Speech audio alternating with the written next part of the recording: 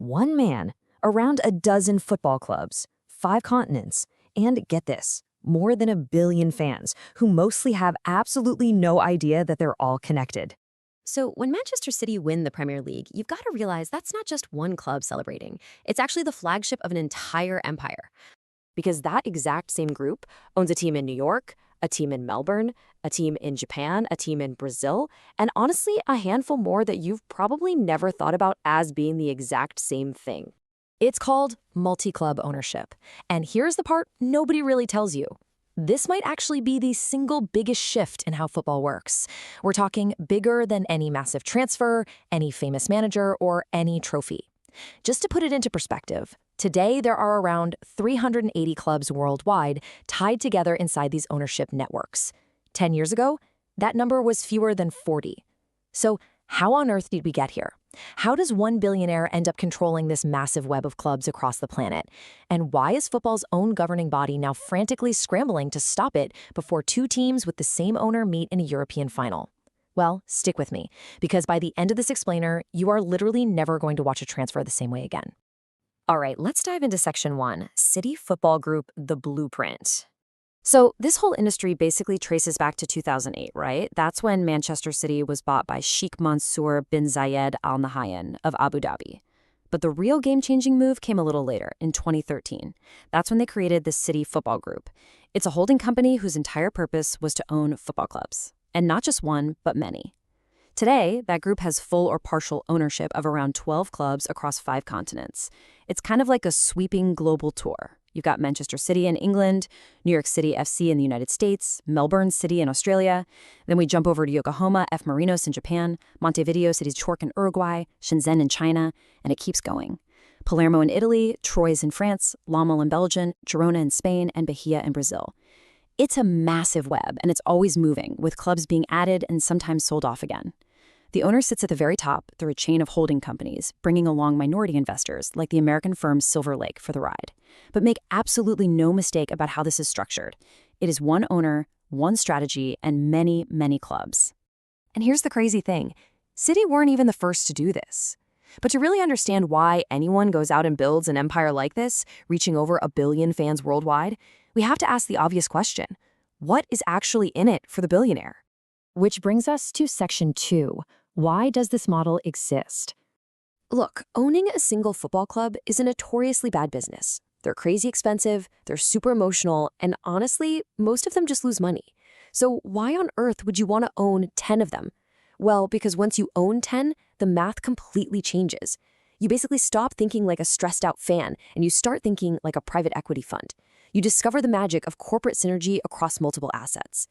Investors started looking at football clubs, compared them to American sports franchises, and saw these massive bargains. And there are 3 big reasons why this works so well. First up, you get a player pipeline. Imagine you buy a teenager nobody's ever heard of in South America. You send him to your club in Belgium or Portugal to develop. If he's good, boom, promote him to your flagship team. If he's really good, you sell him off for an absolute fortune.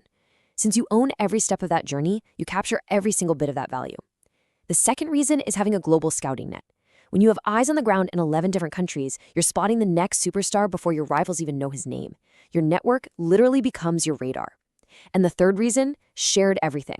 One medical philosophy, one playing style, one massive data operation that pools information from every single match your clubs play anywhere on earth. You have coaches, sports scientists, and analysts just moving between clubs, all speaking the exact same language. Think about it. A standalone club has 1 team's worth of data. A group has 12 teams' worth. In modern football, that isn't just a small edge. That might be the edge.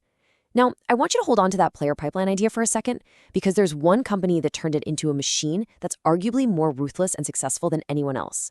And spoiler alert, it's not City. Let's get into Section 3, the Red Bull model, a talent factory. So while City Football Group built this sort of horizontal empire, lots of clubs spread really wide, Red Bull built something totally different and honestly a lot scarier. They built a vertical ladder. It all started back in 2005 when the energy drink giant bought a club in Austria and a team in New York. Today, that network runs through Red Bull Salzburg in Austria, RB Leipzig in Germany, the New York Red Bulls in the US, Red Bull Bragantino in Brazil, a club in Japan. Plus, they've got these newer minority stakes in Leeds United in England and a club in Paris. But the real genius here isn't just the sheer number of clubs, it's exactly how they're stacked. Here's how their conveyor belt works. A raw teenager joins a feeder club. He does well and earns a move up to Salzburg, which is their main development hub. He absolutely tears it up in Austria and the Champions League. Then he gets promoted to Leipzig, playing in one of Europe's biggest leagues. And from there, he gets sold to Liverpool or Bayern or the absolute elite for tens of millions. Salzburg buys low, Leipzig sells high, and the profit? It stays inside the family the whole way up the ladder. Guys like Erling Haaland and Sadio Mane literally rode versions of this exact escalator on their way to global superstardom. And then, in 2025, Red Bull made a move that showed everyone exactly how serious they are about this.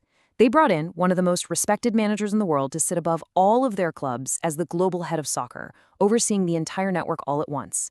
They're not just running football teams anymore, guys. They are running a system. But if it's this profitable, this clever, and this efficient, why is half the football world absolutely furious about it? Let's look at Section 4, the controversy, when two of your clubs meet. All right, here is the ultimate nightmare scenario, and I promise you this is not hypothetical. What happens when two clubs owned by the exact same person are drawn against each other in the same European competition, with a shiny trophy and millions on the line? I mean, who do you even want to win when you own both? The result is effectively fixed in the only way that matters. Whatever happens on that pitch, the owner wins. And that completely breaks the one core thing football is supposed to guarantee, that the game is honest. Fans rightfully call it a huge conflict of interest. Regulators call it a threat to the entire sport. And in 2025, this whole problem exploded out into the open in just the most dramatic way you could imagine. A Premier League club, Crystal Palace, won the FA Cup. It was the first major trophy in their history, and they beat Manchester City in the final to get it. The prize for that? A spot in the Europa League. It was an absolute fairy tale. But there was just one massive problem. An American businessman held a major stake in Palace, and he was also the majority owner of the French club Lyon. And guess what? Lyon had also qualified for the Europa League. So you have two clubs, the same owner and the exact same competition. That is a direct, undeniable breach of European football's rules. To stay in the clear, the owner had to prove he had completely separated from one of those clubs before a hard deadline.